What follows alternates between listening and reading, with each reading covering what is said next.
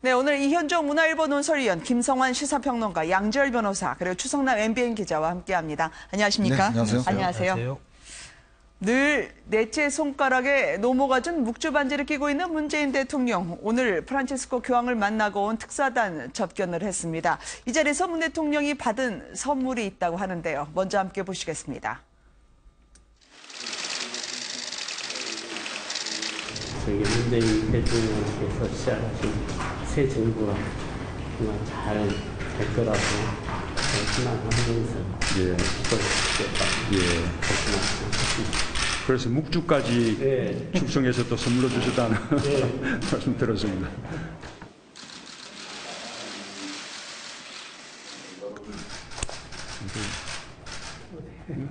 이쪽이 있는 것 같은데? 이쪽인가? 네. 이 두 개 주신 것은 저희 부부.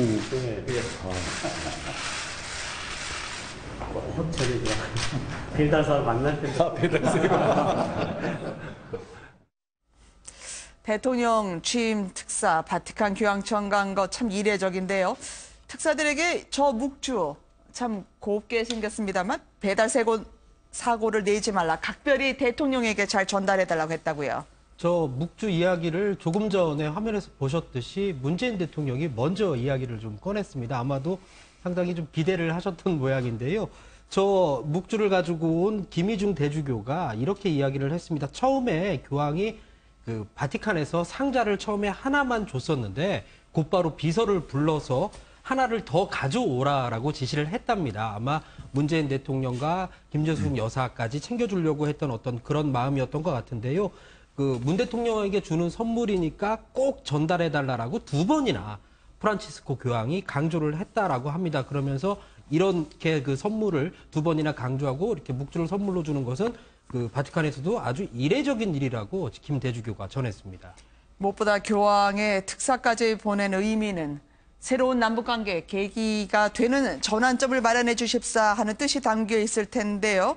지금 문 대통령 부부에게 선물한 묵주 2개를 받고 환영하고 있는 문 대통령을 보고 계십니다. 그렇지만 청와대 오늘 브리핑을 보면 사드 발사대 4기를 비공개로 추가 반입한 사실을 보고받은 문 대통령 대노했다. 매우 충격적이라는 반응이 나왔었거든요. 어떻게 보십니까?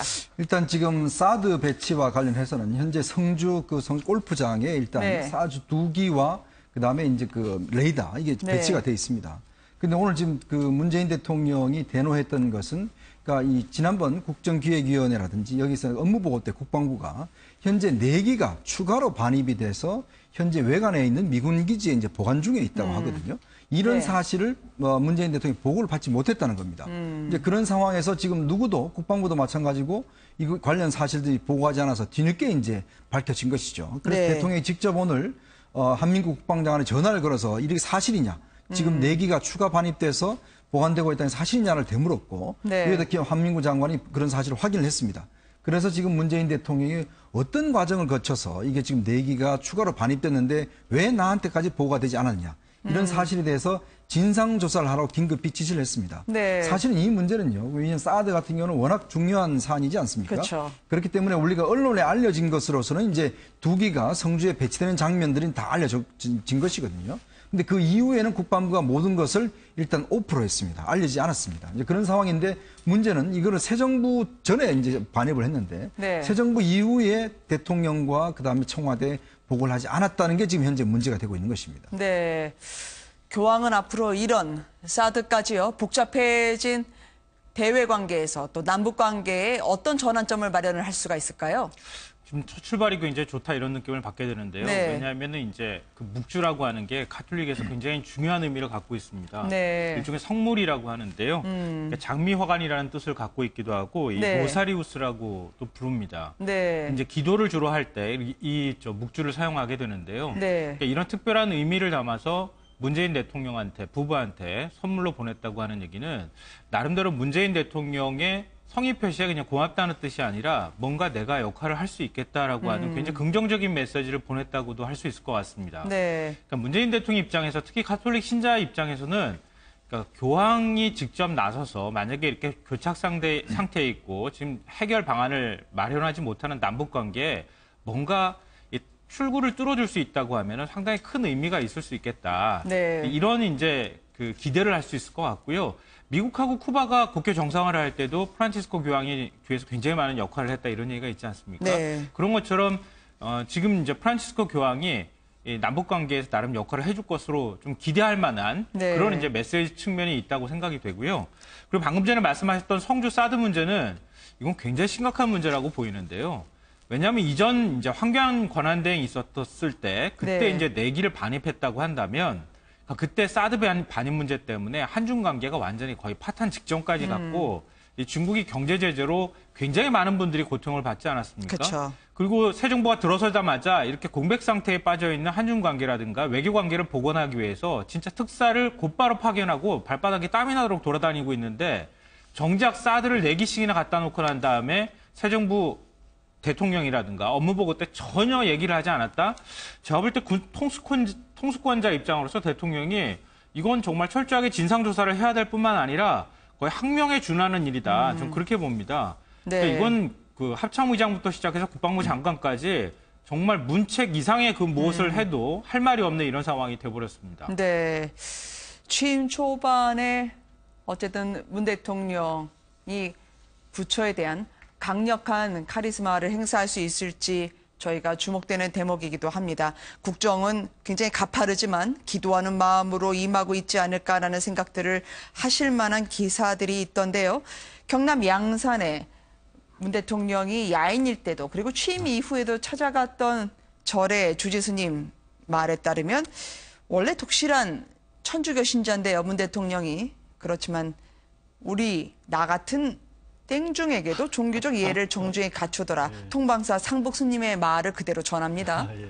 지금 사진이 나오고 있는 장면인데 마루하고 함께 있죠. 그러니까 양산저택 뒤편이 바로 산으로 이어져 있고 거기에 이제 올라가다 보면 통방사라고 하는 작은 사찰이 있다고 합니다. 네. 문 대통령이 이제 야인 시절에 가장 즐겨 좋아했던 게 저 산을 오르락내리락 하는 거고 너랑 함께 산책을 하는 거였는데 네. 이런 거는 뭐 본인은 땡중이라고 스님은 낮추셨지만 사실 문 대통령도 그에 못지않게 낮추셨던 것으로 보여요. 네. 본인이 카톨릭 신자라고 해서 불교를 배척하는 그런 모습도 보이지 않았고 또 초파일 같은 데는 항상 와서 연등도 켰었고 그래서 뭐 저기 이제 절에 계신 분들도 문 대통령이 오시면 커피 같은 거 이렇게 타서 대접을 하고 그러면 네. 정말 그 절 사찰 난간에 앉아서 편안하게 자유스럽게 드시는 걸 좋아했다고 하는데 그런 모습들은 어떻게 보면은 저는 예전에 이제 유럽 여행을 하다가 네. 그 아는 분이 그런 얘기를 하더라고요. 야, 당신네 나라는 어떻게 그렇게 종교가 많은데 종교 분쟁이 한 번도 일어나질 않느냐.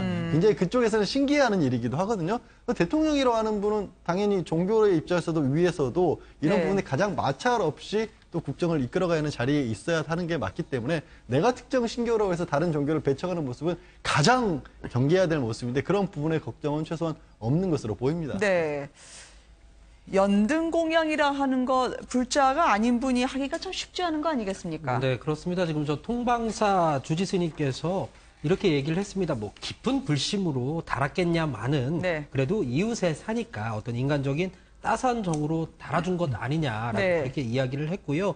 그 해마다 그 부처님 오신 날에 이 연등 공양을 했다는 사실을 이렇게 밝혀주신 거예요. 그러면서 올해는 당시에 이제 문재인 후보가 꼭 단성되기를 바라면서 부처님 바로 앞에 놓고 불을 켰다라고 이야기를 합니다. 그리고 상당히 좀 인연이 있는 게 양산에 내려왔을 때 이제 그 양산 집 앞에 지금 저 통방사로 올라가는 안내 표지판도 양해를 구하고 달았다고 해요. 그러니까 아마 한 7, 8년 전부터 이렇게 소통이 있었고 워낙 문재인 대통령이 산책을 좋아했기 때문에 자주 네. 갔었고 소탈하게 봉지커피, 믹스커피 한 잔 마셨던 어떤 그런 소탈한 모습을 지금 공개를 한 겁니다. 네.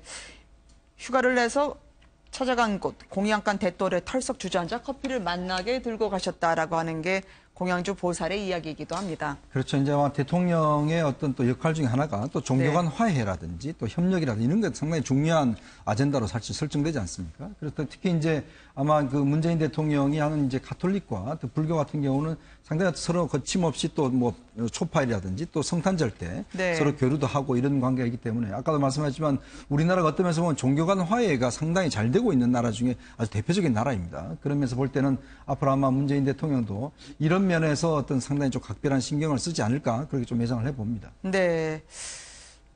문재인 대통령 이래저래 잠시 뒤에 알려드릴 장관 혹은 장관급 인사 후보자의 인사청문회가 첩첩산중입니다. 오늘 현역의 4명을 전격 지명을 했습니다. 이 비문재인계까지요. 이렇게 되면 탕평 인사 2탄인 셈인데요. 대표적인 분이 바로 김부겸 행정자치부 장관 후보자 아니겠습니까? 대구 시민들을 상대로 격정적인 사자우로 쏟아냈던 그 모습 다시 한번 생각하시는 분들이 많을 것 같습니다. 함께 보시겠습니다. 저희들은 못난 야당이지만 여러분 곁에 서 있었잖아요. 이래 하는 게 세상이 바뀌는 기지 언제까지 얼굴도 안 보고 찍어주는 그런 정치, 그런 선거 언제까지 할 겁니까? 도와주십시오. 5분의 문재인입니다. 한번 도와주십시오. 고맙습니다. 감사합니다. 예, 고맙습니다. 감사합니다.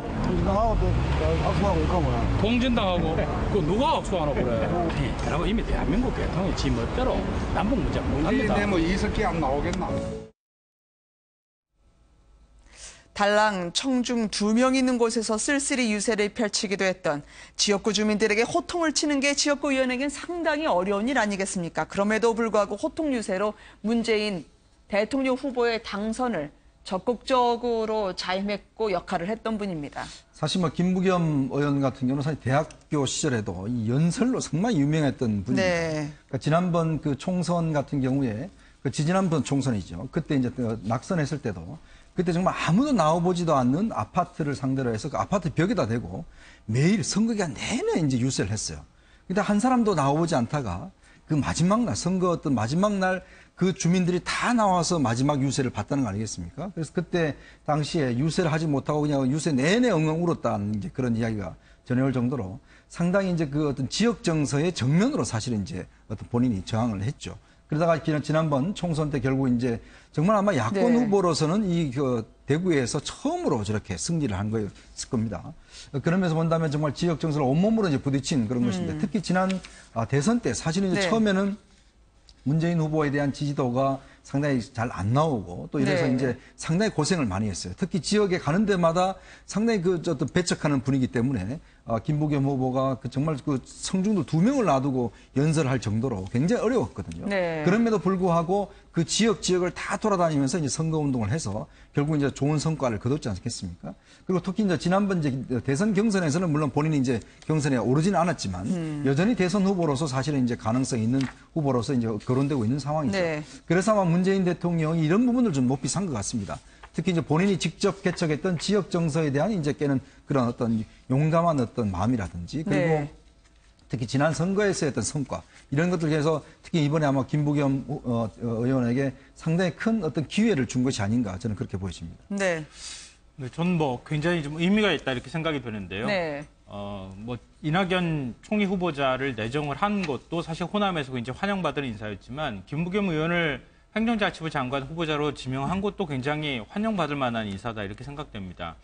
그러니까 우리 내각 중에서 사실은 선거를 직접적으로 관리한다거나 아니면 공무원 조직을 관리하는 가장 중심적인 역할을 행정자치부 장관이 해줘야 되는 거거든요. 그러니까 다른 것은 각각의 고유 업무가 있지만 행정자치부 장관은 전체 행정부를 아우르는 역할을 해줘야 되기 때문에 굉장히 안정감 있는 역할을 맡아줘야 할 필요가 있습니다. 그런 자리를 TK 출신 의원, 물론 이제 그 민주당 의원이긴 하지만 그래도 TK 출신 의원을 그 자리에 앉혔다고 하는 것은 나름 지역 균형이라고 하는 측면들을 고려한 인사다 이렇게 보이고요. 그리고 김부겸 의원이 가지고 있는 상징성도 굉장히 큽니다. 지금 방금 전에도 말씀하셨던 것처럼 리틀 노무현이라는 얘기를 들을 정도로 그동안에 굉장히 고생 끝에 이 3번 떨어지고 난 다음에 4수 끝에 지금 그 대구에서 야권의 깃발을 올리지 않았습니까? 그런 면에서도 야권 통합의 어떤 상징적인 인물이기도 하고요. 그리고 소신의 정치인이라는 이미지도 갖고 있습니다. 그러니까 바보 김부겸이라는 얘기가 나올 정도로 그런 얘기가 나오는데 그런 면에 있어서도 나름 굉장히 TK 정서나 이런 것들을 의식하고 하는 인사다 이렇게 보입니다. 그 리틀 노무현이라는 별명이 참 특이한 게요. 사실은 막상 친노라든가 친문 쪽으로 분류가 되는 분은 또 아니세요. 그리고 처음 나왔을 때는 구 여권이었던 한나라당 쪽에도 사실 몸을 잠깐 담으셨던 적도 있고 수도권에서 선거를 해서 국회의원이 되셨지만 그 지역주의 타파한다고 지방으로 내려가서 어렵게 고배를 끝인 그때 처음 이제 또 승리를 했고 정말 노무현 전 대통령의 궤적과 많이 닮아 있어요. 게다가 이번에 만약에 된다면 또 장관이 되고 이전에 뭐 경선 과정까지는 대권에 대한 도전도 조금은 생각을 해보셨던 걸로 알려주셨지 않습니까? 그렇게 본다면 사실 문재인 대통령 입장에서는 어떻게 보면 자신의 후계를 이을 사람으로 한 사람을 또 키우는 것까지도 생각해 볼 수 있는 그런 인사가 되겠죠. 네. 김문수 전 경기지사하고 그때 당시에 이제 결과를 두고 상당히 반응이 엇갈렸습니다. 왜냐하면 제 기억으로도 김부겸 당시 후보와 김문수 당시 후보는 나란히 건물에 그 후보 사무실을 냈었고요. 네. 그리고 김문수 의원을 향해서 김문수 전 경기지사를 향해서는 그랬습니다. 왜 깃발만 꽂으면 대구로 가느냐? 치열한 수도권에서 나와야 되지 않느냐? 근데 오히려 반대로 김부겸 의원은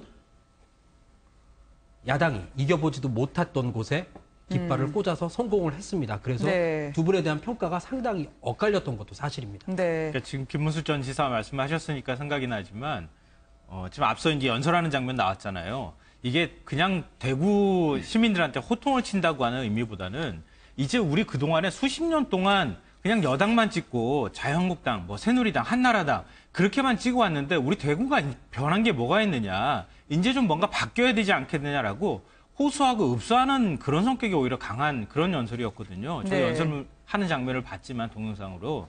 그러니까 저런 것들을 계속 몇 년, 10년씩 저걸 대구 시민들한테 계속 호소를 하고 다녔다는 거예요.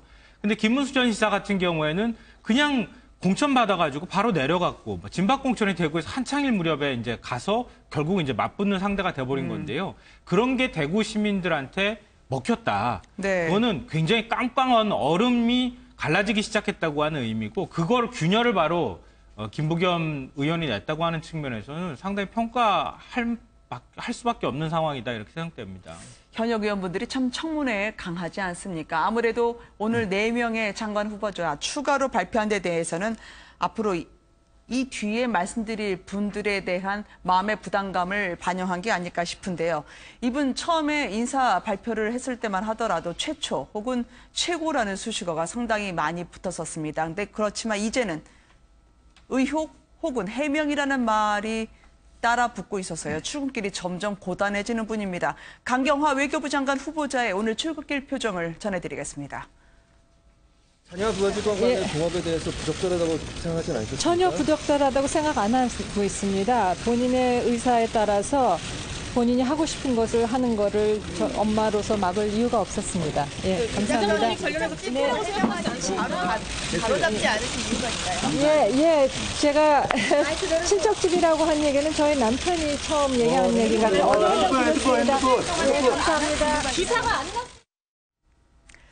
딸이 사업을 할 수가 있지요. 그런데 그 투자금 8천만 원 중에 6천만 원을 옛 부하 직원이나 부하 직원 형제가 됐다는 데서 이게 진짜 회사냐 아니냐라는 논란까지 있던 모양이에요. 그렇죠. 지금 이제 사실 위장 전입에서 좀 논란이 된 그 따님이 이제 그 스위스에서 이제 와인이나 뭐 치즈 같은 걸 수입하는 그 회사를 차렸어요. 네. 근데 그 회사의 자본금을 사실 이제 강경화 후보자의 이제 밑에 있던 직원이 여기 이제 자본금을 전체 8천만 원 중에 6천만 원을 투자를 합니다. 네. 그러니까 일반적으로 어떤 사업에서 뭐 예를 들어 투자하는 거야 뭐 문제가 없겠죠.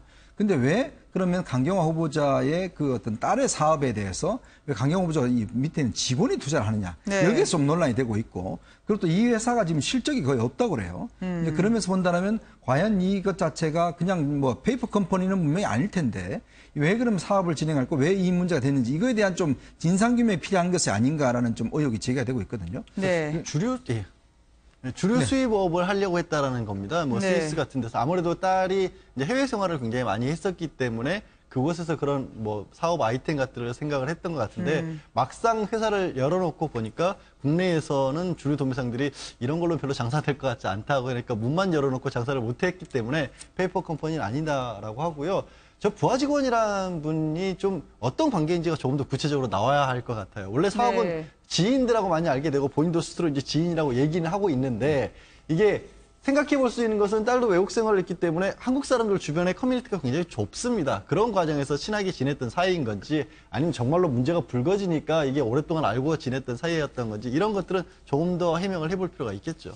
계속 5개의 절대 고위공직자로 못 세운다라고 하는 비리 의혹 중에 4개를 지금 차지하고 있는 거 아니냐라는 4개가 걸렸다는 의혹 속에 강경화 후보자 오늘 출근길이 좀 늦었다면서요? 지금 화면에 보시면 아까 그 음성을 좀 들었겠지만 오늘 기자들이 상당히 전투적으로 질문을 했습니다. 네. 사실은 또 나름 그 이유도 있었습니다. 강경화 외교부 장관 후보자가 오늘 그 평소보다 1시간 정도 늦게 출근을 했습니다. 네. 평상시에는 8시 30분 전후로 나오는데 오늘은 9시 30분, 40분쯤 왔거든요. 기자들이 8시 30분에 그 출근길을 기다리려면 한 8시 10분부터 기다려야 하는데 네. 오늘은 1시간 이상을 더 늦게 와서 상당히 네. 좀 뭐 볼멘 소리도 나오고 했는데요. 물어봤습니다. 기자들이 왜 이렇게 오늘은 1시간 늦게 왔어요? 그랬더니 그 개인적인 사정으로 어디 잠시 좀 일을 봤다 들렀다 오느라고 늦었다라고만 네. 밝혔고요. 아까 보시다시피 짧게 저 의혹에 대해서 2마디만 이야기하고 안으로 들어갔습니다. 네.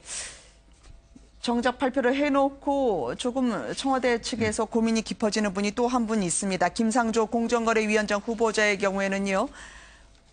다운계약서, 그러니까 집을 산 가격을 당초의 기준시가보다 낮게 신고를 한 게 아니냐. 해명을 들어봤더니 복덕방이 그렇게 처리를 했다고 하는데 그래도 기업의 투명성을 요구해야 할 역할을 맡을 공정거래위원장 후보 아닙니까? 이게 인사청문회 때마다 꼭 한 번씩 등장하는 메뉴 중에 하나인데요. 네. 과거에 그러니까 지금 실거래가 신고제가 도입되기 전에는 사실 이런 게 이제 관행적으로 많이 있어왔거든요. 집을 사거나 팔 때 다운계약서를 써가지고 결국 네. 이제 세금을 줄이는 이런 방식들을 사용했는데 지금 서울 목동 아파트 한 25평 정도 크기의 아파트라고 하는데요. 네. 5천만 원에 이제 구입을 했다 이렇게 신고를 했는데.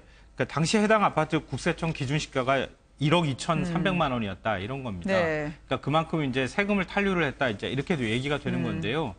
이게 이전 정부 때도 많이 논란이 돼서 이 실거래가 신고제가 도입되기 이전에 있었던 것은 그냥 이건 법적으로 처벌할 만한 사항도 아니니까 그냥 넘어가자 네. 이렇게 얘기가 됐던 건데 이번에도 역시 어김없이 등장을 했습니다.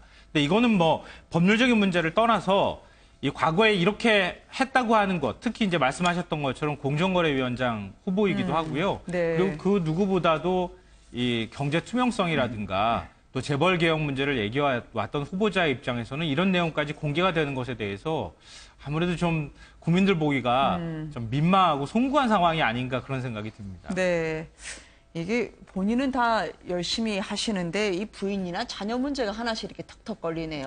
부인도 고등학교 영어회화 교사로 채택이 되는 데 있어서도 자격 요건 또는 신청하는 기한을 어겨서 했는데도 그대로 통과됐다는 의혹이 제기가 됐거든요. 그래서 이거는 이제 조금 그 이야기 설명이 필요한데 특히 네. 이제 부인 같은 경우 원래 이제 교사 출신입니다. 근데 네. 이제 아마 그 교사를 그만두고 있을 때 아마 이제 요즘 그 고등학교 같은데 이제 원어민 교사들을 많이 채용을 하거든요. 네. 근데 이제 원어민 교사가 제대로 이제 공급이 안 되고 채용을 못 하니까 특히 이제 영어를 잘하시는 분들을 해서 이제 이렇게 기간제 교사 비슷한 걸로 해서 이제 취업을 하는데 당시에 이제 학교에서 모집 공고를 낸 모양입니다. 근데 네. 그 자격 요건에 토익 점수가 901점 이상이어야 된다. 뭐 이렇게 냈는데 아무 지원자가 없었던 모양이에요. 네. 서울교육청에서 해명을 했지만 그래서 이제 아마 이 부인께서 이제 그 당시에 대치동의 학원의 원장을 하고 있었던 모양입니다. 그래서 이제 뒤늦게 이제 지원을 했는데 근데 토익 점수가 900점이었던 모양이에요. 네. 그러니까 1점이 모자랐던 것이죠. 그리고 또 모집 기간보다 좀 뒤에 이제 했다는 것이거든요. 근데 지금 보면은 일단 당시에 아마 학교 측에서는 모집을 했는데 다시 이제 모집을 하는 상황이었다. 그래서 아마 이제 사람이 없어서 일단 채용을 했다. 이렇게 이제 해명을 되고 있는데 문제는 이제 어차피 이거는 원칙적인 걸 어긴 것은 하죠. 그리고 또 이제 뭐냐면 그 학원에 원장을 맡고 있었다고 했는데 네. 이제 살펴보니까 그런 학원이 없다는 것입니다. 근데 이제 그쪽 해명은 본인이 그냥 월급제 사장으로 있었다. 학원을 네. 운영한 것이 아니고 이제 이렇게 해명을 하고 있는데 또 한 가지 문제는 사실 저는 김상조 후보자 같은 경우는 카드를 한 번도 쓴 흔적이 없어요. 신용카드 제로죠. 우리가 이제 신고를 하지 않습니까? 네. 근데 이제 본인 주장은 이게 이제 25%가 안 되면 뭐 아예 세제가 안 되기 때문에 신청을 안 했다고 이야기는 하는데 하더라도 이 카드를 하나도 쓰지 않는다는 것이 조금 이해하기가 좀 힘들거든요. 본인 주장은 아마 주변 주장은 티머니를 충전을 해서 이제 버스나 뭐 이런 걸 타고 다녔다고 이야기를 하시는데 조금의 어떤 그 소비 행태가 조금 네. 우리가 이해하기는 좀 힘든 그런 행태는 있습니다. 네. 진보적 어떤 인사가 있을 때마다 항상 문제가 되는 게 과연 어떤 평소에 소신을 가지고 조금 더 개혁적으로 발언을 해왔고 이런 분들 같은 경우 그럼 실제 현실 생활에서는 얼마만큼이나 그대로 더 다르게 살 수 있냐 이런 부분에서 조금 더 엄격하고 까다로운 기준을 적용을 받는 건 맞아요. 하지만 네. 이런 경우도 또 김상조 교수 같은 경우도 저기 목동 현대아파트라는 데가 99년이라고 하지만 1억 7천 정도면 서울에 있는 아파트 치고는 또 고가 아파트는 또 아닌 거거든요. 네. 그리고 거기서 얻을 수 있는 해제 같은 것을 봤었을 때 그거를 일부러 탈루하기 위해서 그렇게 봤다고 보기에는 부동산 규모가 작은 것도 맞고 다음에 부인이 얻었다는 그 자리 같은 경우도 기간제 교사로서 그렇게 뭐 대우가 좋다거나 저기를 못 들어가서 안달이 되는 그런 정도도 아니고 네. 이게 점수도 1점 차이란 말이에요. 사실 토익 900점과 901점의 차이가 그렇죠. 얼마나 큰지 저는 잘 모르겠습니다만은 그러니까 이런 것들이 받아들이는 국민에 따라서 저것도 안 된다라는 분들도 계실 것 같고 아니 네. 그러면 우리가 저 신선들이 정말 구름 위에서 사는 사람도 아닌데 어떻게 저렇게까지 모든 걸 다 가지고 살 것이냐라는 것도 있고 이런 부분들이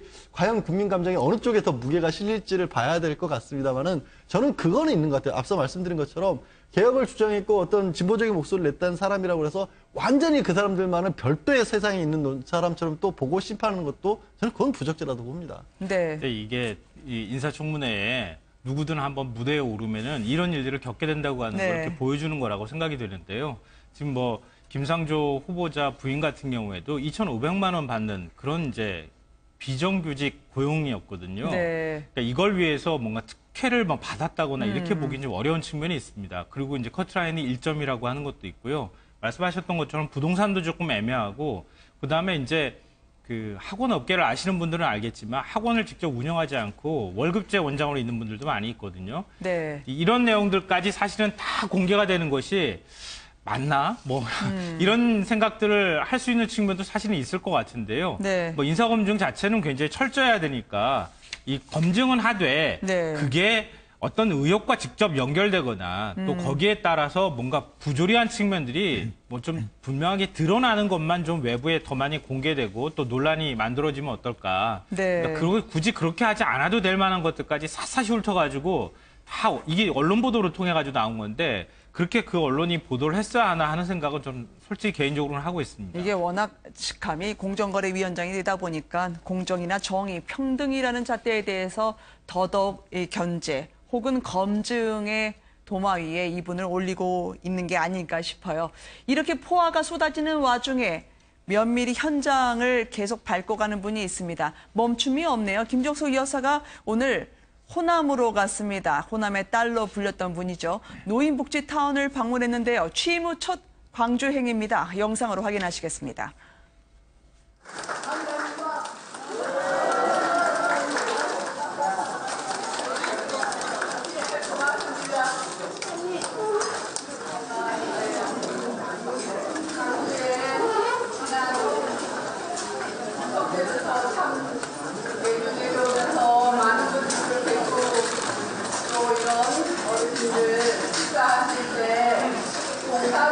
봉사라기보다 함께 밥도 이렇게 나눠주고 저도 함께 먹으면서 하는 좋은 시간을 가졌습니다. 그랬는데 소령 이분은 오고자 했는데도 오고자 하도 정말 올 시간이 없어서 못 왔어요. 그래서 꼭 한번 인사도 드리고 싶었는데 오늘 제가 이렇게 왔습니다. 오늘 이곳만 가신 건 아닌 것 같아요. 문 대통령이 호남을 가면 영남을 가고 또 영남을 가면 호남을 가면서 지원하고 보충하는 역할로 지금 유쾌한 정숙씨라고 불리는 여사님의 행보가 이어지고 있습니다.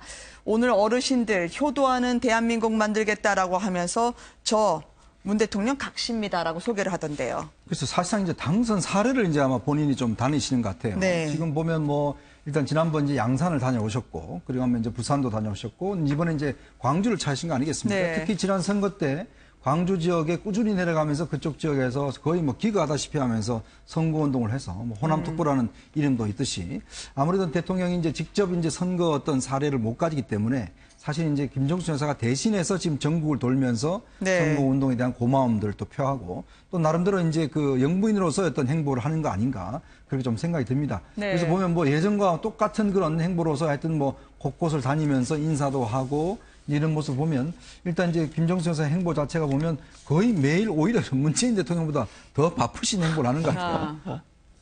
어떻습니까? 어르신들이 1,000명 넘게 모이셨다고 들었거든요. 굉장히 좋아했습니다. 아까 그 화면에서 보셨다시피 어르신이 나와서 이렇게 꼭 안아주고 그랬잖아요. 네.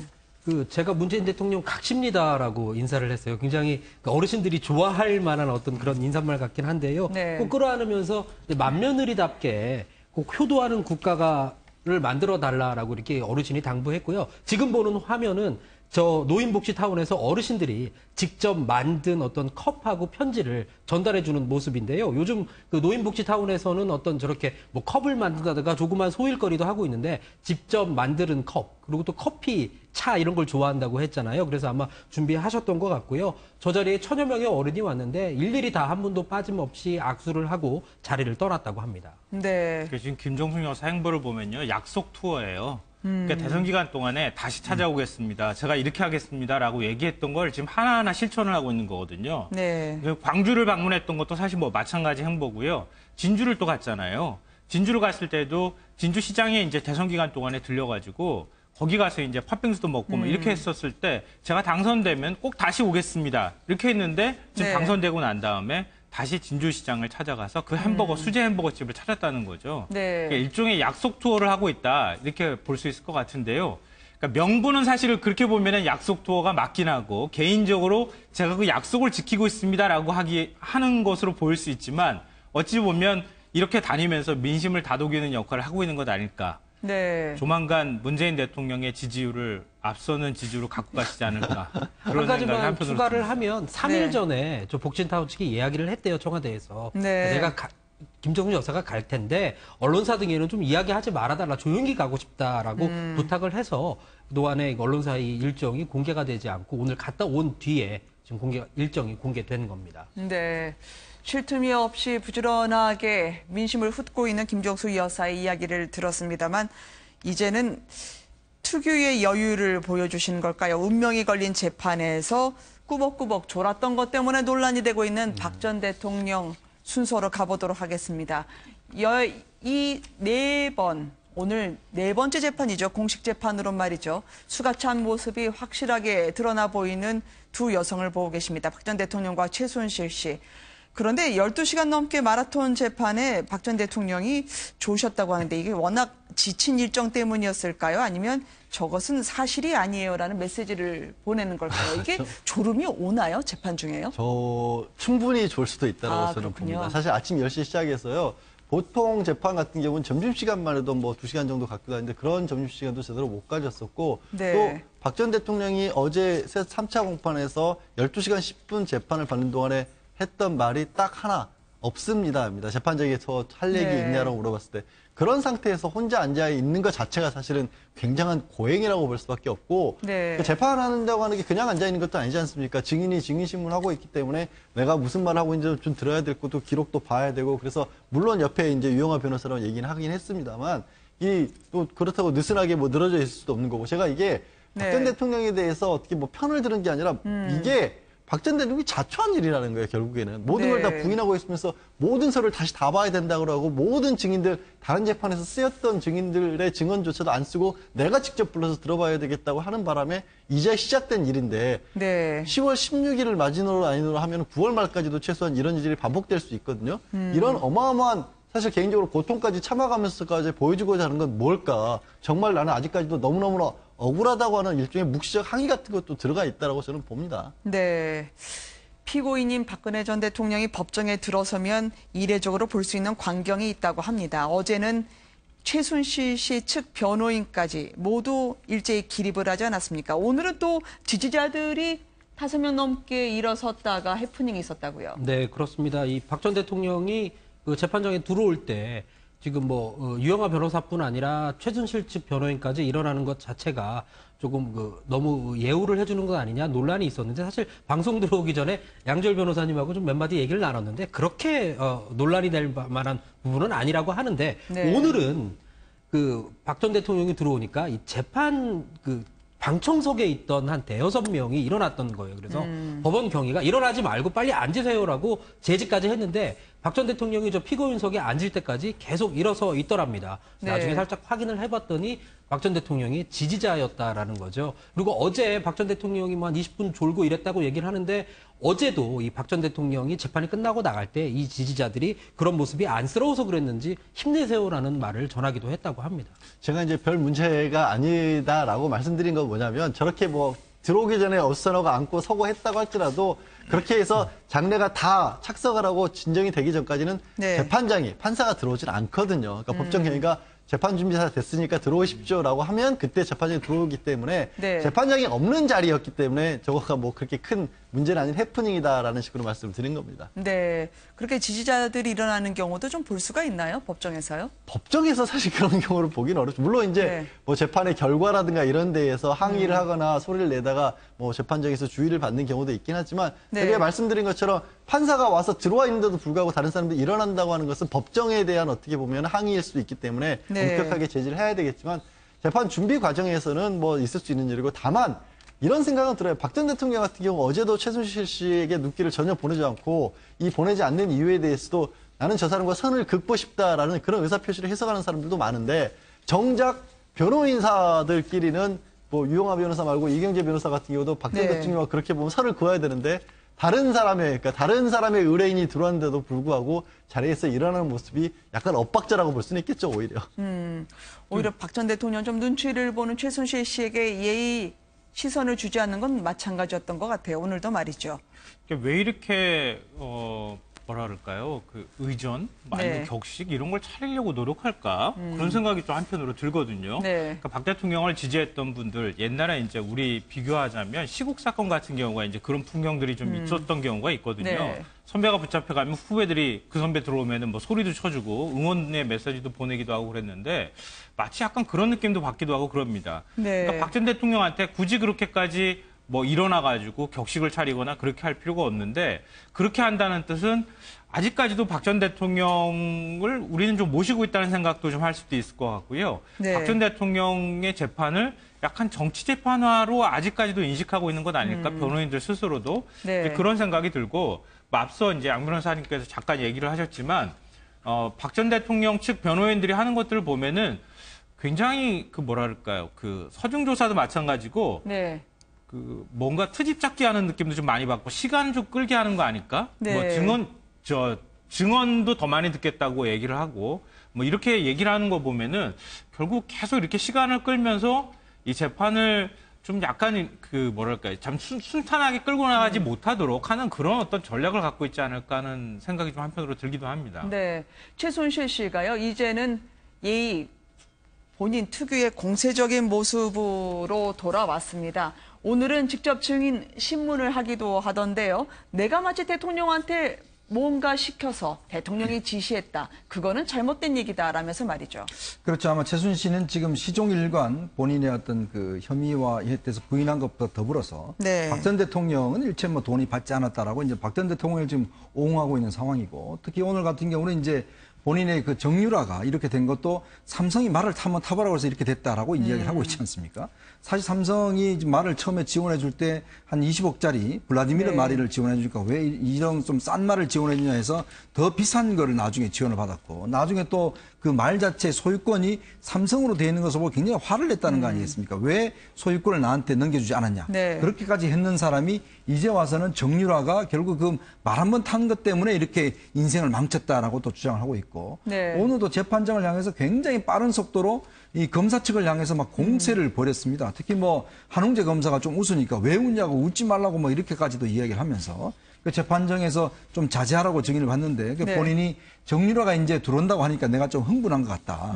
그렇게 해서 또 이야기를 하고 있고 상당히 지금 아마 정유라가 들어오는 것에 대해서 굉장히 신경을 많이 쓰이는 것 같아요. 그러면서 오늘 재판 같은 경우도 보면 계속적으로 본인이 큰 목소리로 다시 따져 묻기도 하고 본인이 직접 신문하기도 하고 아주 재판정을 좌지우지했던 모양입니다. 네. 변호인 측도 최순실 씨가 날이 갈수록 체력이 소진되고 있다고 불만을 터뜨리더라고요. 지금 주신문만 3시간이 걸린다.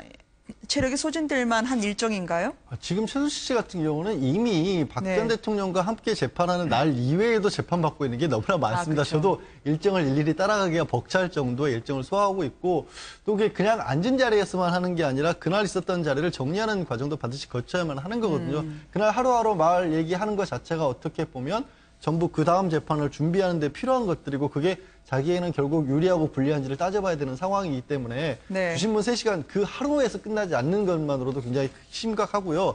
저도 재판하다가 2시간, 1시간 이상 넘어가는 신문 같은 거 나오지 않습니까? 네. 그날 일 다 끝난 것 같은 기분 들 때가 많아요. 이게 엄청난 심리 싸움이거든요. 그냥 단순하게 묻고 답하는 게 아니라 그때의 상황에서 어떻게 보면 약간 좀 강하게, 세게 혹은 필요한 말을 끌어내기 위해서 막 머리 싸움도 해야 되는 거기 때문에 네. 저 말 자체는 뭐 거짓말은 아니라고 봐야죠. 네, 특히 딸이 돌아온다는 소식 이제는 하루도 채 남지 않았는데요. 더더욱 초조감 때문에 체력 소진이 가중되고 있다고 생각할 법도 한데요. 박 전 대통령은 이제 이영선 전 행정관 재판의 증인으로 나오라고 했는데 한 번 거부했다가 또 나오라고 했지만 서면으로 대체하자라고 하면서 불출석 의사를 밝혔다고 합니다. 이거 강제 구인을 아마 특검이 만지작 카드를 잡고 있는 것 같던데요. 과연 그렇게까지 해가면서까지 부를까 하는 생각은 저는 좀 개인적으로 하고 있는데요. 네. 뭐 정호성 전 비서관 재판도 마찬가지고 이영선 전 행정관 재판도 마찬가지인데 박 전 대통령이 이런 재판을 아마 제일 싫어할 겁니다. 제가 네. 그동안에 박 전 대통령 어떤 스타일이나 이런 것들 본 어떤 그런 생각을 하자면 그러니까 다른 본인과 관련돼 있는 재판 문제는 그건 뭐 본인이 소화하고 하는 것이지만 그러니까 본인한테 데리고 있었던 사람의 재판에 거꾸로 자기가 증인으로 출석을 해서 네. 그 사람과 대면을 하고 거기서 어떤 사실관계를 다툰다는 것 자체를 아마 개인적으로 용납할 수가 없을 겁니다. 네. 그러니까 어떤 방식으로든 계속 뭐 강제로 끌려나가면 모르겠는데 본인 스스로가 제 발로 걸어나갈 것 같아 보이진 않습니다. 네, 무엇보다 정호성 전 비서관과도 곧 다음 달 5일에 만나게 될 가능성이 높지 않습니까? 첫 번째 대면일 텐데요. 일단 지금 정호성 비서관과 안종범 수석이 아마 가장 껄끄러운 제가 볼 때는 아마 증인이 되지 않나 싶습니다. 네. 특히 이제 정호성 전 비서관 같은 경우는 뭐 3인방으로서 거의 뭐 바로 옆에서 측근에서 모셨는데 사실은 이제 정호성 비서관이 여러 가지 문건을 다 최순실한테 넘겨줬고 또 최순실한테 어떤 연락책을 했지 않습니까? 네. 근데 대통령은 이제 지난번 진술서에서 보면 그런 걸 전혀 시킨 적이 없다라는 것이거든요. 그렇기 때문에 정호성 비서관은 대통령이 하라고 해서 했다라고 이야기를 지금 하고 있는 상황이기 때문에 정호성 전 비서관도 지금 본인의 혐의를 벗기 위해서는 대통령의 지시가 있어야 됩니다. 왜냐하면 네. 이게 본인이 어떤 알아서 한다면 본인 혐의가 더 이제 과중되는 것이거든요. 근데 지금 본인 주장은 사실 대통령이 이야기를 했기 때문에 자기가 최순실한테 넘겨준 것이지. 그렇다고 한다면 만약 그것을 진술할 경우에 상당히 아마 박 전 대통령의 표정이나 또 네. 정호성 전 비서관을 어떻게 쳐다볼지 굉장히 관심이 가는 대목이에요. 왜냐하면 그동안 옆에서 계속 말만 하면 사실은 이제 그 어떤 비서로서 역할을 해왔는데 네. 이제는 좀 더 다른 입장에 서게 돼 있는 것 같습니다. 정호성 전 비서관은 정말 억울할 겁니다. 본인의 재판 다 끝나서 보석 신청까지 했는데도 불구하고 박 전 대통령의 재판 때문에 구속을 면하지 못하고 있는 그러게요. 상황이거든요. 추가 기소까지 돼가지고. 그리고 박 전 대통령이 얘기를 했죠. 그 정호성 전 비서관과 최순실과의 녹취록 같은 걸 검찰에 들려주니까 왜 정호성의 보스가 최순실이냐, 왜 이 사람들이 이런 얘기를 하냐라는 식으로 전혀 자신과 관계가 없다라는 식으로 주장을 했다는데 글쎄요, 본인이 데리고 있는 비서관, 박이 말대로 자기 비서인데 왜 최순실과 얘기를 하냐고 하면서 그렇게 외면을 하고 있고 법정에서도 최순실을 그렇게 외면을 하고 있는데 그렇게 그 말이 사실이라고 해도 그 말을 저는 주장을 못할 것 같아요. 그렇게 네. 외면했기 때문에 이 농단이 다 벌어진 거 아니겠습니까? 그거에 대해서 책임을 지는 얘기를 하기는커녕 정말로 있었던 일마저도 없었다고 얘기를 하고 있으니 다음 달 5일 또 안종범 전 수석과의 또 대면 이런 데서 어떤 얘기가 나올지 정말 가관입니다, 사실.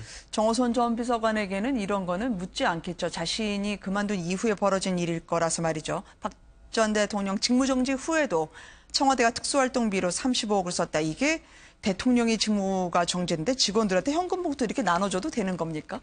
근데 대통령은 직무정지 상태지만 청와대 직원들은 환경권한대행을 보좌하는 그런 네. 기구 역할들을 했던 거잖아요. 그러니까 일을 전혀 하지 않은 건 아닌데 그러니까 청와대를 환경권한대행이 모든 것들을 다 세세하게 관할을 했을까? 네. 그건 아니었을 것 같아요. 그러니까 어찌 보면 청와대는 그냥 공백 상태로 대통령이 없는 상태로 그냥 자기들 업무를 계속 하고 있었던 조직의 성격이 훨씬 더 강했을 것 같거든요. 네. 그러니까 그동안에 해왔던 것들을 별 큰 어떤 이런 문제의식 느끼지 않고 그냥 봉투에 담아서 이것도 특수활동비이기 때문에 이걸 또 계좌나 이런 것들로 보내줄 수는 없잖아요. 네. 그러니까 봉투에 담아서 한 30만 원씩이나든가 아니면 직급별로 비서관 이상급은 또 더 많은 돈을 이렇게 넣어서 줬다고 하는 건데요. 네. 그러니까 사실 대통령이 직무정지 상태이지 청와대가 직무정지 상태가 돼서는 안 되는 건데 결국 청와대가 거의 통제불능의 상태에 있었다고 하는 사실을 한편으로 또 보여주는 측면이 있는 것 같습니다. 근데 이게 특수활동비가 이게 한 120억 이상 좀 되는데 네. 사실 이제 이게 조사를 해보니까 이게 어떤 면에서 보면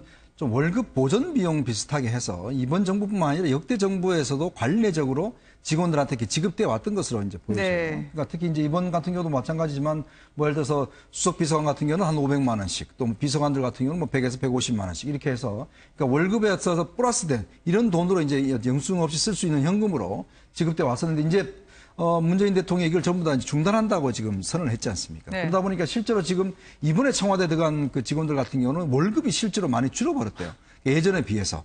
그러니까 물론 예전에 같은 경우는 좀 편보를 받은 거지만. 네. 그래서 이번 같은 경우도 아마 이제 35억 빈 것도 보면 그냥 직원들이 일상적으로 그냥 어떤 월급 형태로 통해서 서로 나눠 가졌던 이제 그런 돈으로 지금 밝혀지고 있는 상황입니다. 근데 그거를 계산을 하더라도 네. 그렇게 해서 직원들이 월급 형태, 보조 형태로 가져간 돈을 빼고도 20억가량이 빈다라는 거예요, 이 35억이. 그래서 이 20억가량은 틀림없이 비정상적으로 쓰였을 가능성이 더 높다는 부분에 있어서 이게 가능할 수 있을지는 모르겠습니다만은 어느 정도 더 조사해 볼 필요성이 있는 겁니다. 네. 지금 현재 공판이 계속 진행 중입니다만 최순실 씨의 신문에 이어서요. 지금 정유라 씨에게 특혜를 준 게 아니다. 박 전 대통령 측 변호인까지 나서서 가세를 하고 있다고 합니다. 이경재 변호사가 한번 증인에게 거세게 몰아붙였는데요. 지금 이상영 전 마사회 부회장 아니겠습니까? 그렇게 검찰에서 야간 조사받고 힘들지 않았냐라고 하니까 일명 한 방을 먹였다고요. 이경재 변호사한테 그 증인이 말이죠. 지금 그 이상영 전 마사회 부회장이죠. 지금 그 검사가 참 며칠째 날밤을 샜기 때문에 오히려 좀 측은하게 보인다 그랬더니 방청객에서 웃음이 터졌던 거예요. 네. 사실 오늘 오전에 재판이 굉장히 늦게 끝났습니다. 평소보다. 지금 네 번째 재판인데 세 번째까지는 12시 10분에서 15분 정도면 오전 재판이 끝났는데 오늘은 이 전 마사회 부회장에 대한 어떤 증인 신문 때문에 상당히 길어졌던 거예요. 네. 그래서 이 전 부회장이 어떤 이야기를 했냐면 검찰에서 그동안 조사를 받을 때 사실은 이 정윤의 문건이 나오기 이전에도 마사회에서는 최순실의 존재를 알았기 때문에 그 전부터 충분히 최순실의 존재를 알았기 때문에 비선실세 알려져 있었다. 그런 부분에 대해서 이야기를 했는데 지금 이 부분을 두고서 지금 삼성은 그 대통령과 독대 이후에 정유라를 지원했다라고 주장을 했거든요. 사실 정면으로 지금 배치되는 부분이 있어서 이 부분에 대한 검찰 신문 그리고 이 부분에 대한 또 다른 어떤 최순실 측의 변호인 신문이 길어졌기 때문에 오늘 오전 재판이 상당히 좀 늦게 끝났을 정도였습니다. 저 이경재 변호사가 저런 걸 지적을 한 것도 뭐냐면 이게 나온 사람의 말의 내용이 재판에서 중요한데 그 내용을 다툴 게 없는 거예요. 네. 반박할 게 없으니까. 그러니까 오히려 검찰이 강압수사한 거 아니냐. 검찰이 강압수사해서 이 말은 따지고 싶지도 않고 네. 저 나온 검찰에서 서류를 내민 게 증거가 쓰지 말아달라. 그러니까 태블릿 PC를 부인했던 것에부터 지금까지도 계속해서 거듭되는 전략입니다. 계속 뭐 안종범 수석도 아니다. 정호성 전 비서관의 녹취 파일도 불법적으로 얻은 거다. 안에 들어가 있는 내용을 다투기가 어렵기 때문에 계속해서 어떻게든지 조사 과정을 문제 삼고 최순실도 강압을 받았다고 문제 삼고 이런 식의 주장만 반복이 되고 있는 거예요. 근데 그걸 하기 위해서 재판부는 또 엄청나게 긴 시간을 들여서 그 많은 증거 수사를 해야 되는 겁니다. 이게 왜 이제 이 사람 증언이 중요하냐면요. 사실 이제 이게 2014년 11월 달에 정윤회 문건 사건 때만 해도 그때만 해도 사실 언론들도 최순실의 존재를 잘 몰랐었거든요. 네. 근데 지금 이상영 이 부회장의 이야기에 따르면 이미 이전부터 사실은 그 박원호 승마협회 전무가 최순실이 박근혜 전 대통령의 내실에까지 들어가고 그리고 박 전 대통령도 정유라에 대해서 굉장히 관심을 많이 기울인다.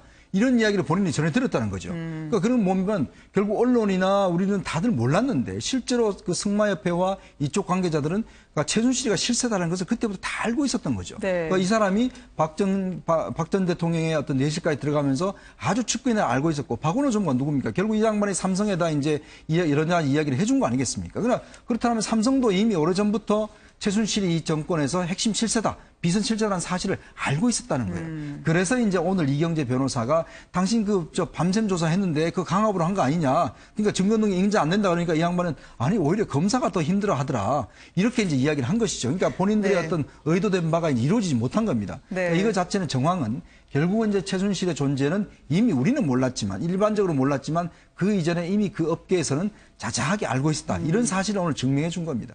알만한 사람은 다 알고 있었다는 최순실의 영향력이었는데 말이죠. 최순실 씨의 유일한 아킬레스건이라고 해야 될까요? 딸 정유라 씨. 이 정유라 얘기만 나오면 왜 이렇게 민감하게 반응을 하는 걸까요? 최순실 씨, 정유라 씨를 상당히 어렵게 낳았고 그 딸을 위해서 국가 전체를 뒤흔든 셈이 됐습니다. 최씨 모녀를 가까이서 본 노승일 전 K스포츠 부장이 이렇게 말했습니다. 함께 보시겠습니다. 저희 가서 이제 최순실 씨를 과거서부터 도와줬던 지인분들을 만나뵈러 다녔는데 최순실 씨가 정윤회 씨하고 결혼 생활하면서 아이를 못 가졌었대요. 아이를 못 갖다가 시험관 아이로 태어난 게 정유라고. 그래서 정유라가 생물학적 우리 아빠라고 표현하는 게 정자만 제공했다. 그 표현인 것 같고. 그다음에 그 같이 일했던 그 아주머니가 계셨어요. 그분이 하시는 말씀이 정유라는 어렸을 때부터 공주로 키워 살았다. 제가 그 정유라가 다니면 5명이 붙었대요. 이야. 집에서 일하는 사람이 5명이 붙어서 어떻게 된 거야 도대체? 관리를 했다는 거죠. 지금 한국 시간이 5시 20분, 덴마크 시간이면은 아침 10시 20분을 향하고 있는 시간입니다. 정해지는 소식에 따르면 바로 법무부에서 호송조가 출발을 했는데 그들을 접촉했다는 얘기가 들리고 있던데요. 이제 돌아오기까지 22시간 정도밖에 남지 않았네요. 네, 그렇습니다. 덴마크 현지 시각으로 오늘 오후 4시 25분입니다. 우리 시간으로 따지면 오늘 밤 11시 25분에 이제 그 네덜란드 행 비행기를 타게 됩니다. 네덜란드에 도착해서 우리 국적기로 갈아타야 되는데 그동안 3시간 25분 정도 이제 대기 시간이 있거든요. 지금 저 대기 시간 동안에 어떤 뭐 신변에 대한 문제가 있지 않느냐 우려가 나오긴 했는데 일단 검찰 측에서 오늘 오전에 가서 이미 정유라와 접촉을 했고요. 정치를 만났고 일단 그 아들은 덴마크 부모에게 맡겼는데 아직 심리적인 동요는 없다라는 이야기를 전해왔습니다. 그래서 현재까지는 뭐 순조롭게 진행되고 있는 것 같고요. 지금 어제 저희가 덴마크에 그 아들을 두고 출발을 했다라고 이야기를 했었는데 지금 저 속보가 지금 하나 들어와 있는 게 지금 이 아들하고 부모가 이제 우리나라로 들어올 거라고 이야기를 합니다. 지금 그 부모 그리고 그 아들을 길렀던 집은 사실 그 덴마크에서 인도적인 차원으로 제공했던 집이었는데 이미 정유라 씨가 한국으로 오기로 결정했을 당시에 덴마크 사법 당국하고 이야기를 마쳤다라고 합니다. 아들과 부모도 함께 한국으로 가기로 결정했다는 어떤 이런 이야기를 마쳤다고 얘기를 하고요. 같이 들어오지 않는 이유는 이겁니다. 함께 귀국하면 아무래도 언론에 노출이 될 우려도 있고요. 그다음에 또 혹시나 모를 소란이 좀 우려되기 때문에 그런 부분을 고려해서 정유라가 귀국하고 송환된 이후에 조용히 따로 이 아들과 부모도 한국으로 들어올 거라는 그런 소식이 전해져 왔습니다.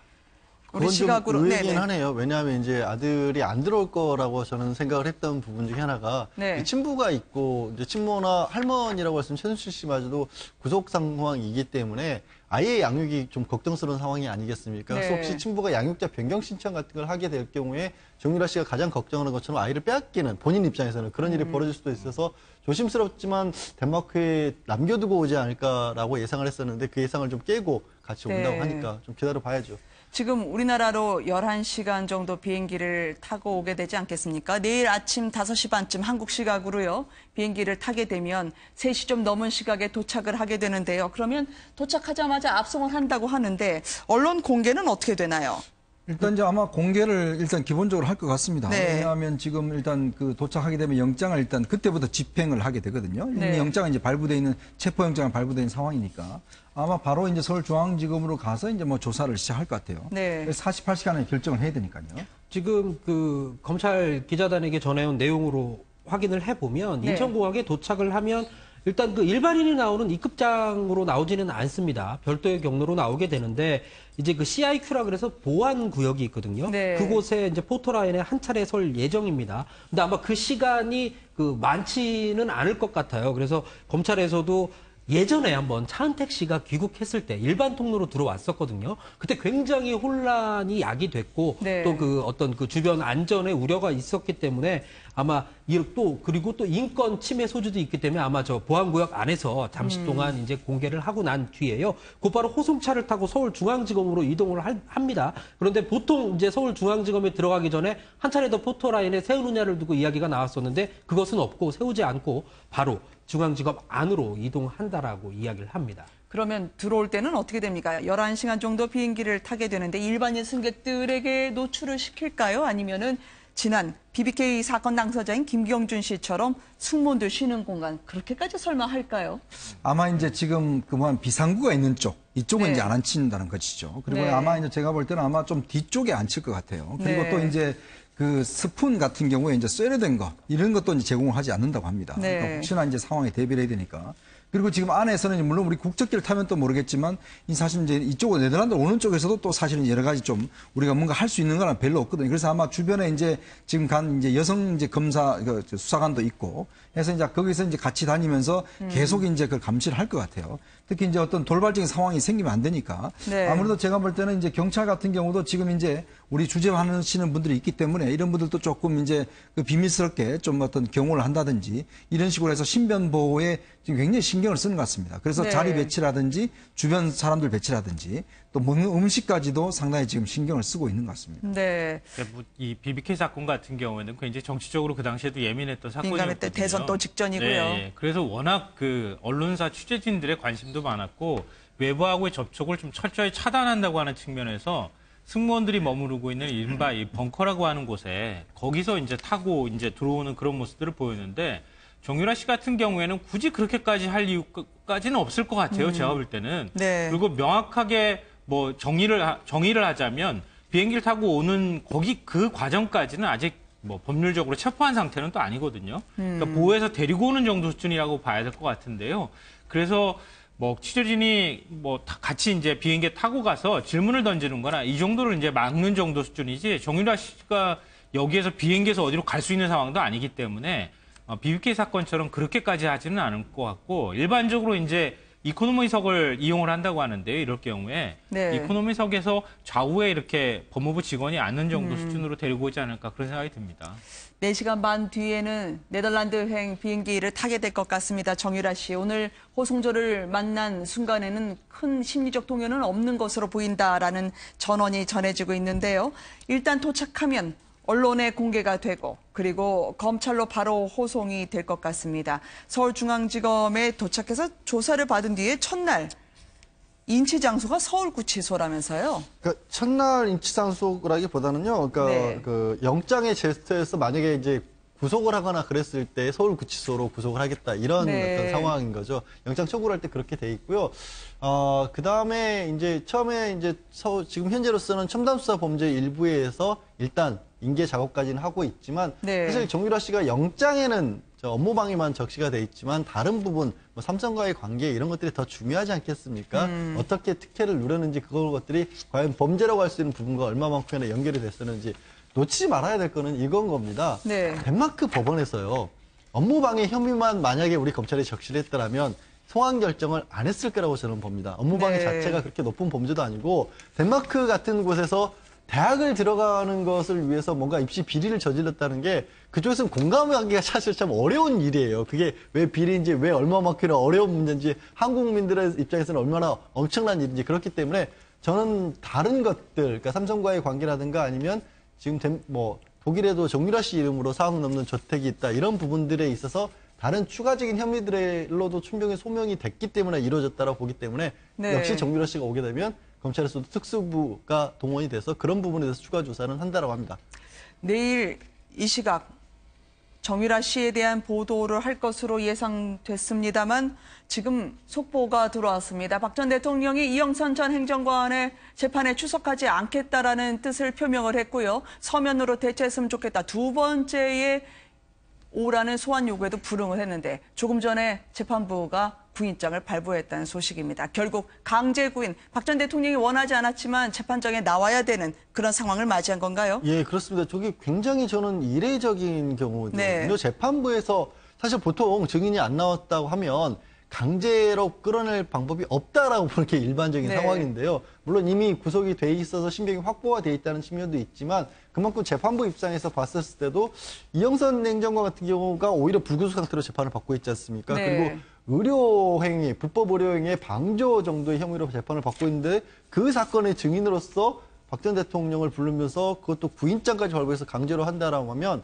이게 재판부는 굉장히 어떤 중요한 의미가 이게 있다. 그냥 이영선 행정관이 받고 있는 재판 이상의 의미가 있다고 판단하지 않은 이상 저는 결정을 하지 않을 겁니다. 네. 이렇게 되면 이제 지금 일주일에 3번 조사를 지금 서울중앙지법에 받잖아요. 네. 그래서 중앙지법에 나와서 봤는데 지금 그렇게 되면 또 나와야 되는 거거든요. 지금 네. 거의 매일 지금 아마 재판장에 서야 되는 이런 처진 같은데 지금 아마 본인도 지금 재판이 굉장히 길어지면서 굉장히 네. 피곤하고 이럴 텐데 저렇게 또 구인장까지 발부된다는 것 자체를 보면 상당히 이례적이고 아마 재판을 매일 받는 정말 강행군을 지금 할 것 같습니다. 네. 박 전 대통령의 강제 구인에 대해서는 뜻밖의 소식으로 받아들이는 분들이 상당히 많을 것 같습니다. 지금 정유라 씨도 내일 이 시각 보도가 가능하겠고요. 박근혜 전 대통령 재판까지 예정이 없던 일정이 추가가 될 것으로 보입니다. 정유라 씨, 마지막 한 번 더 짚어볼 만한 게 만약에 구속영장이 청구된다면 말이죠. 과연 어디로 갈지. 서울구치소 혹은 남부구치소가 될 수도 있다고 하는데 덴마크에서 지냈을 때보다는 상당히 달라진 환경을 접해야 되지 않을까 싶습니다. 덴마크 구치소에 있었을 때는 피자도 시켜 먹을 수 있었다라는 웃을 수 없는 이야기까지도 들리던데요. 네, 맞습니다. 덴마크 구치소는 이제 우리나라 구치소하고 완전히 개념이 좀 다른 구치소라고 볼 수 있는데요. 우리는 이제 사람을 형이 확정되기 전까지 감금을 하는 어떤 개념이 포함되어 있는 구치소 개념이라고 볼 수 있을 것 같은데요. 네. 덴마크 같은 경우에는 사람을 억지로 가둬놓고 뭐 형을 강제로 이제 내서 인신구속을 하는 이런 개념보다는 물론 인신구속을 하기는 하지만 인권보호의 측면이 굉장히 강조되는 그런 이제 곳이라고 할 수 있을 것 같습니다.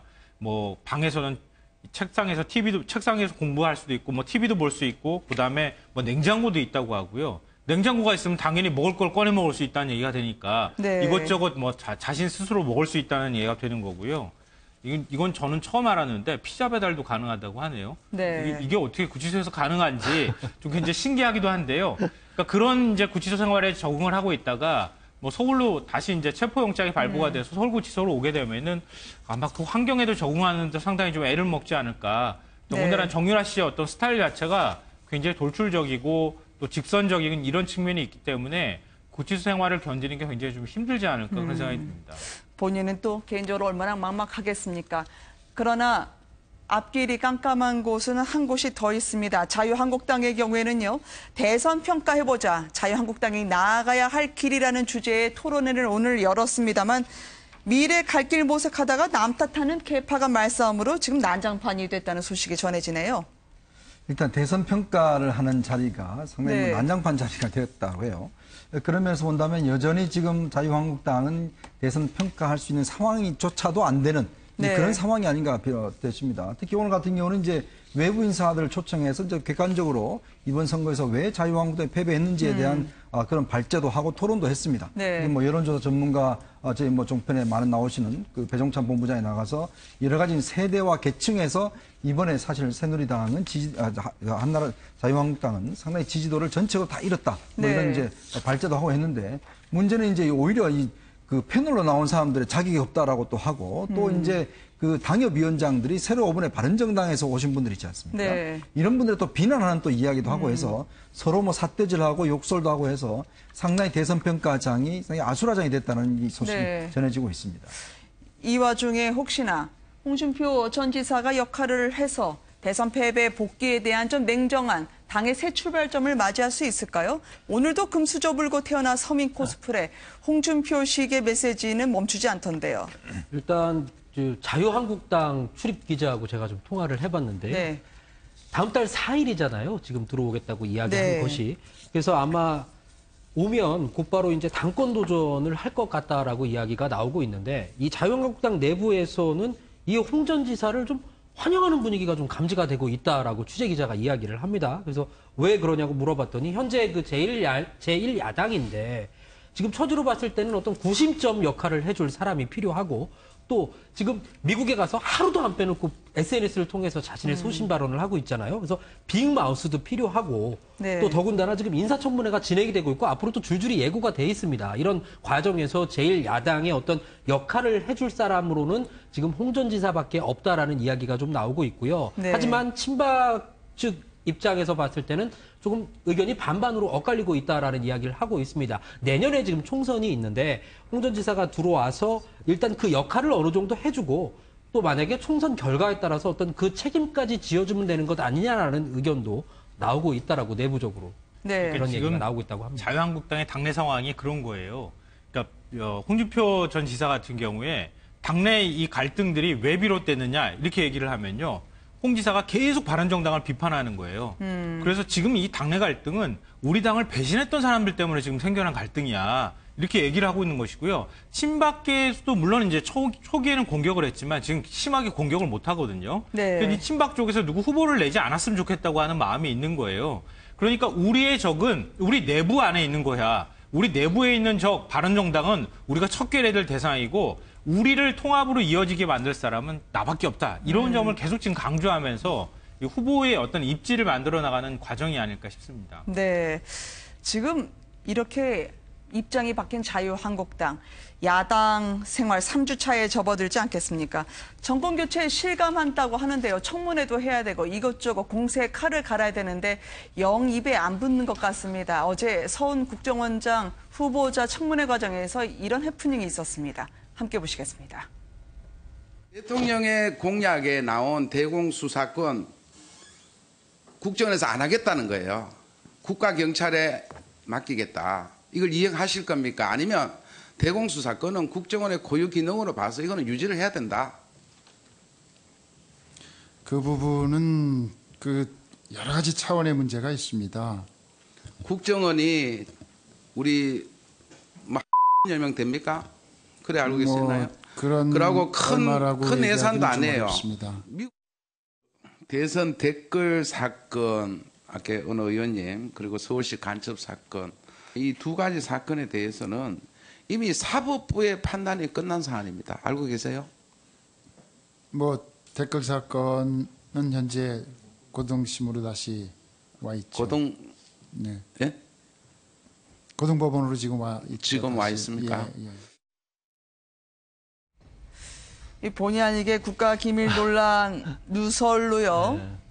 번져지기도 했고요. 이한영 의원이나 이 사선의 나경원 의원도 이 말하다 보면 여당이라고 얘기했다가 잘못 말했다는 걸 깨닫는다라고도 얘기하던데요. 아니, 운동선수들도 공격하고 수비가 다 나눠져 있지 않습니까? 항상 수비하는 입장에 있다가 갑자기 공세를 하려고 하다 보니까 뭔가 체질 정리 안 되는 부분도 있을 것 같은데 이한영 의원 같은 경우에는 정보위 소속으로서 국정원 인원수를 저렇게 공개를 하고 이 언급을 한다는 것 자체가 굉장히 부적절한 언동이었고요. 또 공격을 하는 입장이라고 한다면 그동안 방어하는 측면에서도 국정원 댓글 사건이 어떻게 진행되고 있다는 것은 특히 정보위 본인이 직접 관리하고 있는 국정원 관련된 아주 큰 이슈였기 때문에 그런 정도는 파악하고 있지 않을까 싶었는데 그런 부분도 흠결을 보였고 또 중간에 청문회 과정에서 서훈 내정자에게는 통일은 언제 될 것 같냐라고 좀 뜬금없는 그런 질문들도 하셔서 공격하기에는 아직은 공격수로서 전환이 좀 덜 된 것 같다라는 멸실한 모습을 보여줬죠. 한국당 의원들 이야기 들어보면 이제 찾아오는 사람이 없다고 합니다. 예전에 이제 아마 여당이니까 여러 가지 민원을 들고 오는 사람들이 많은데 갑자기 의원회관에 찾아오는 사람도 없고 지구당 사무실도 그렇고 그래서 이게 정말 야당이 됐구나라는 생각도 하는 것 같고 그리고 오늘 이제 그 청문회를 보면서 역시 이게 정보위원들의 조금 이 수준 자체가 이게 좀 아직까지 좀 이 문제가 있는 거 아닌가. 왜냐하면 저런 거는 굉장히 중요한 국가 정보거든요. 그러면 조금의 질적인 향상을 좀 더 필 필요는 있겠다. 그런 생각이 좀 듭니다. 아니 국정원 직원들이 국회 청문회만 나와도 병풍으로 다 가리듯이 얼굴도 공개 안 하잖아요. 이름도 공개 안 하고 그걸 국정원 인원이 몇 명이다는 거를 저렇게 공개적인 자리에서 생방송으로 나가는 데서 공개하면 어떡합니까? 정보위 간사가 저런 얘기를 하면은 국정원이 정말 곤란할 것 같다. 정보위 쪽에서 뭔가 좀 이한영 의원이 저렇게 돌출 발언을 하지 않도록 뭔가 좀 얘기가 있어야 되지 않을까 싶습니다. 네, 자유한국당은 이제 이걸 모토로 해야 되지 않을까요? 공부합시다. 라고 말이죠. 알겠습니다. 오늘 함께해 주신 여러분들 감사드립니다. 고맙습니다.